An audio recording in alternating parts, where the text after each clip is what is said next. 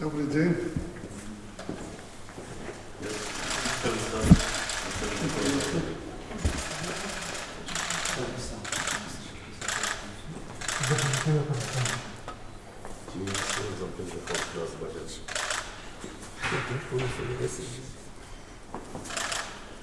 Прошу вас. Дорогие друзья, мне повезло, представился хороший повод встретиться с лучшими людьми в сфере юриспруденции. Знаю, что в руководство верховных судов плохих не назначают. Поэтому вроде и день торжественный, с другой стороны, случай представился, есть о чем поговорить. Но прежде всего я хочу вас приветствовать всех на белорусской гостеприимной земле. Думаю, что ваш приезд в Минск оставит хороший след в вашей жизни. Ваш визит связан со знаменательной датой для нашей страны, столетием Верховного суда нашей Беларуси. Искренне рад, что вы уделили этому событию внимание. Мы это очень высоко ценим. Наши страны тесно сотрудничают в различных сферах деятельности, в том числе в рамках международных обязательств по линии Содружества независимых государств, союзного государства, Евразийского экономического союза. Мы активно развиваем свое присутствие на площадках Шанхайской организации сотрудничества. Сама жизнь подтверждает обоснованность устремлений народов бывших советских республик к более тесному взаимодействию.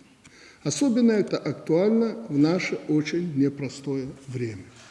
Мы едины в желании обеспечить в своих государствах законность и порядок, защитить интересы наших граждан. Считаю, что ваш нынешний визит в Минск послужит дальнейшему развитию профессионального сотрудничества. Праздник праздником, но наши обязанности с нас никто не снимал.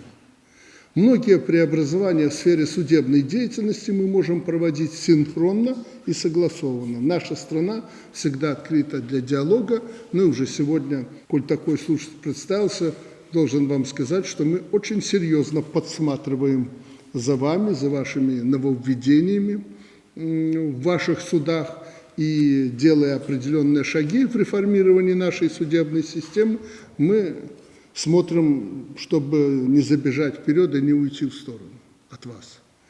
Если необходимо что-то сделать на государственном и межгосударственном уровне для вас, мы готовы поддержать и реализовать все ваши конструктивные предложения. Отмечу, мы уже сделали верный шаг в укреплении взаимодействия. По инициативе нашего Верховного суда создан Совет председателей Верховных судов государств, участников Содружества независимых государств. Это позволит скоординировать наши подходы в сфере правосудия. Особый интерес представляет обмен опытом в области судебного строительства. После распада некогда единой судебной системы новым суверенным государствам пришлось создавать собственные национальные модели судопроизводства. Как вы знаете, Беларусь пошла по пути последовательного совершенствования структуры судебной власти. Мы отреклись от попыток чего-то ломать, крошить. Мы отдаем себе отчет, что мы стоим на плечах гигантов. До нас очень многое сделано в судебном строительстве. Мы этим путем шли, совершенствовали. Мы делали все обдуманно, без тотального перенимания ненужного нам зарубежного опыта. Мы провели несколько этапов судебно-правовой реформы. Судебные преобразования нашли свое отражение после определенных испытаний, которые мы проводили на законотворческом уровне, нашли в нашей Конституции. Знаем, что у вас проходят процессы судебного реформирования. Нам интересны ваши достижения и готовы поделиться своим опытом. Я думаю, что наш председатель расскажет о наиболее значимых новациях в белорусском правосудии. Просто хочу еще раз подчеркнуть, постоянно совершенствуя судебную систему, уделяя большое внимание строительству, мы сначала опробовали все на уровне законов и подзаконных актов. А потом, когда убедились в том, что это ложится на нашу грешную землю, мы застолбили эти направления, эти вопросы в нашей Конституции, поправки к которой мы совсем недавно приняли. Валентин Олегович, пожалуйста, вы лучше скажете об этом. Спасибо, уважаемый Александр Григорьевич, уважаемые коллеги, друзья. Правовой совет председателей высших верховных судов, который создан был в конце прошлого года, уже начал свою активную работу, и Республика Беларусь в нем является сопредседателем.